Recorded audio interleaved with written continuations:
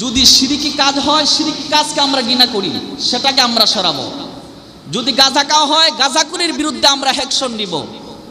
যদি মদ খাওয়া হয়, মদখুরির বিরুদ্ধে আমরা অ্যাকশন নিব। যদি জিনা ব্যভিচার হয়, সেটার বিরুদ্ধে আমরা অ্যাকশন নিব। তাই বলি কি আমরা মাজার ভেঙে ফেলবো? এটা কি মুসলমানের কাজ? কখনো না। একটা উদাহরণ, মনে করেন মাছি চিনি না আমরা? মাছি দেখবেন এক সময় পায়খানায় বসে, বসে না? আবার আপনার নাকের ডগায় বসে, নাকে বসে, বসে না? আবার বাতের প্লেটে বসে। এগুলো বাদ দিলাম, কিন্তু মাছিটা নাপাক জায়গা থেকে উঠে, পায়খানা থেকে উঠে যখন আপনার নাকে বসবে, তখন কি আপনি নাকটা কেটে দিবেন না মাছিটা তাড়াবেন? কি তাড়াবেন? মাছি তাড়াবেন না? কি তাড়াবেন? মাছি তাড়াবেন। কারণ মাছি তাড়াইলে আপনার নাক বেঁচে যাবে। মাজারের মধ্যে যদি শিরিক এবং আড্ডাখানা হয়, যদি গুমরাহি হয়, ফাসিকি কাজ হয়, গুমরা কাজ হয়, তাহলে যারা গুমরাহি করে গুমরাহি দূর করব, শিরিকি দূর করব, নাচানাচি দূর করব, গাঁজা খাওয়া দূর করব, তারপরে গান বাজনা দূর করব। তাই বলে আমরা মাজার ভেঙে দিব না, ঠিক কি না?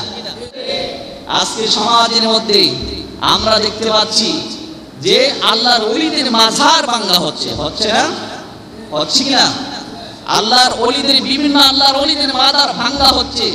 হযরত শাহপুরান রাহমাতুল্লাহ আলাইহির মাজার ভাঙার জন্য এক শ্রেণীর মানুষ পাগল হয়ে আছে।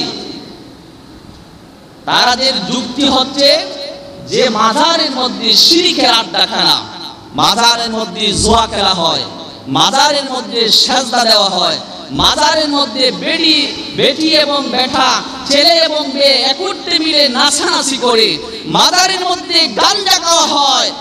সেই জন্য তারা নাকি মাজার ভেঙে ফেলবে। জোরে কোন নাউজুবিল্লাহ। আমি সমস্ত ভাইদেরকে বলতে চাই, আপনারা যারা মাজারের মধ্যে বেটা বেটি এক জায়গায় নাচে, সেই জন্য মাজার ভেঙে দিবেন। মাজারের মধ্যে গান বাজনা হয়, সেই জন্য মাজার ভেঙে দিবেন।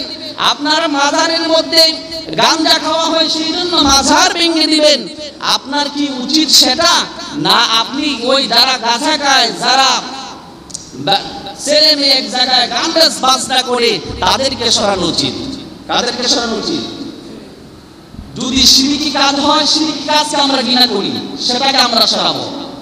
যদি গাঁজা খাওয়া হয়, গাঁজাখুরির বিরুদ্ধে আমরা অ্যাকশন নিব। যদি মদ খাওয়া হয়, মদখুরির বিরুদ্ধে আমরা অ্যাকশন নিব।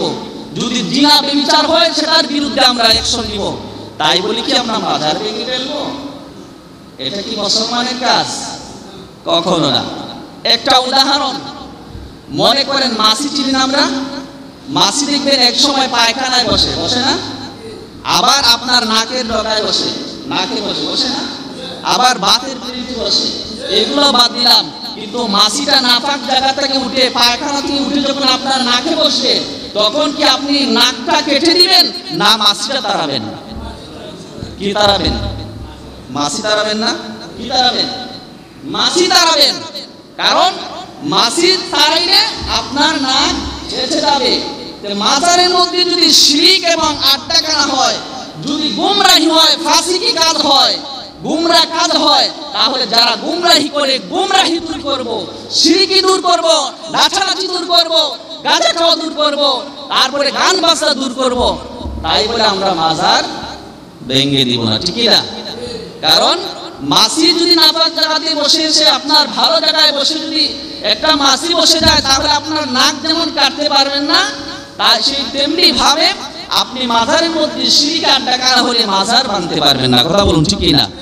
আপনার কাজ হচ্ছে আপনি নাফাকি দূর করুন, যারা মাজার গিয়ে সেজদা করে তাদেরকে বিরত রাখুন। এটাই হচ্ছে ইসলামের কাজ। তাহলে বোঝা যায় যারা এইগুলার দোহাই দিয়ে যারা মাজার ভাঙতে চায়, আসলে প্রকৃতপক্ষে তারা এই গাঁজা এবং নাচের পক্ষে নয়, বেটা বেটি নাচের পক্ষে নয়, তারা মাজারের বিপক্ষে। কথা বলুন, ঠিক না? কথা বলুন, ঠিক না? তোমার চোখে শুধু এই রঙিন চশমা লাগায় দেখলে শুধু মাজারেই তোমার গাঁজাখুরি হয়, মাজারেই জিনা হয়। বাংলাদেশের মধ্যে বিভিন্ন জায়গায় হাজার হাজার সিনেমা হল রয়েছে, যেখানে উলঙ্গ মহিলাদের ছবি দেখানো হয়, যেখানের মধ্যে নাচ দেখানো হয়। একটা মুসলমান এই মাজার বিরোধী যারা আছে, যারা আজকে মাজার ভাঙতে চায়, তারা কি কখন একত্রিত হয়ে বলেছে আজকে যে এই সিনেমা হল রাখা যাবে না? বলছে? বলে নাই। বোঝা যায় তাদের বক্তব্য, বোঝা যায় যে সিনেমার মধ্যে মনে হয় বড় বালা হাজার, ঠিক না? তুই যদি ইসলাম প্রেমিক হো ভাই, তাহলে এই দেশের মধ্যে কত অন্যায় অবিচার চলছে সেটার বিচার করতে পারো না, আর মাজার ভাঙার জন্য তুমি পাগল হয়ে আছো। আজকে আমরা দেখেছি যারাই এতদিন মাজারের বিরোধিতা করেছিল, আমরা একটা কথাই বলবো, সুন্নি মুসলমান, আমি আগে বলেছি এখনো বলি, সুন্নি মুসলমান শান্তিতে বিশ্বাস করে, কোনো অন্যায় অপরাধের মধ্যে সুন্নি মুসলমান থাকবে না, দাঙ্গামা হাঙ্গামা চায় না। কিন্তু যখনই ঈদে মিলাদুন নবী, নবীর আলোচনা করতে যখন বাধা দেওয়া হবে, সুন্নি মুসলমান সেটাকে কখনো মেনে নেবে না। কথা বলুন ঠিক না? আপনাদের আওয়াজের মধ্যে আপনারা মানবেন নাকি? কি মিলাদুন নবী বাদ দিবেন? ঈদে মিলাদুন নবী বাদ দিবেন না? চলবে? কথা বলে না, চলবে কি চলবে না? তাহলে আমরা সব কিছু বাদ দিতে পারি, নবীর শান বানিয়ে যদি কোনো কটূক্তি করা হয়, সেটা কখনো মুসলমান সেটা মেনে নেবে না। যদি আল্লাহর ওলিদের মাজার ভাঙা হয়, হক্কানি আল্লাহর ওলি যাদের মাজার আছে তাদের মাজার কখনো ভাঙা যাবে কি যাবে?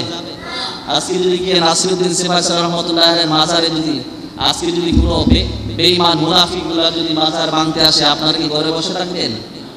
কথা বলুন, বসে থাকবেন? আপনারা যদি ঘরে বসে থাকেন, তাহলে এদেশের মধ্যে ইসলাম এনেছে, এদেশে কোনো নবী রাসূল আসে নাই, এদেশের মধ্যে ইসলাম এসেছে আল্লাহর ওলিদের মাধ্যমে। আরে যারা তোমরা মাজার ভাঙার জন্য পাগল হয়ে গেছো, তোমরা কি একবার চিন্তা করেছো এই বাংলাদেশে যদি আল্লাহর ওলিরা না আসতো, তাহলে তোমাদের বাপ দাদা আজকে ধুতি পরে চলাফেরা করতো? কথা বলুন ঠিক না? তোমাদের বাপ দাদার কোনো ঠিকানা থাকতো না, তোমরা বেদিন কাফের হয়ে মৃত্যুবরণ করতা। কারণ আল্লাহর ওলিরা এই দেশের মধ্যে ইসলাম প্রচার করেছে। এই সিলেটের জমিনে আল্লাহর ওলি হযরত শাহজালাল মুজাদ্দিদি আমলি, তার সঙ্গী তার সাথে 360 আউলিয়া এই এমন দেশ থেকে এসে এদেশের মধ্যে ইসলাম প্রচার করেছেন। কথা বলুন ঠিক না? কথা বলুন ঠিক না? তাহলে ইসলামটা কারো বাপ দাদার কোনো সম্পত্তি নয় যে যে যা বলবে তাই করা যাবে। মুসলমান যদি বাংলার জমিনে থাকে, কখনো ইসলামকে নিয়ে ছিনিমিনি খেলা চলবে না। আল্লাহর ওলিদের সম্মান যদি আঘাত করতে হয়, সেটা কখনো মানা যাবে না। মানা যাবে? মানা যাবে না। সেই জন্য আমাদেরকে সোচ্চার হতে হবে, আমাদেরকে নবীর সম্মান বুঝতে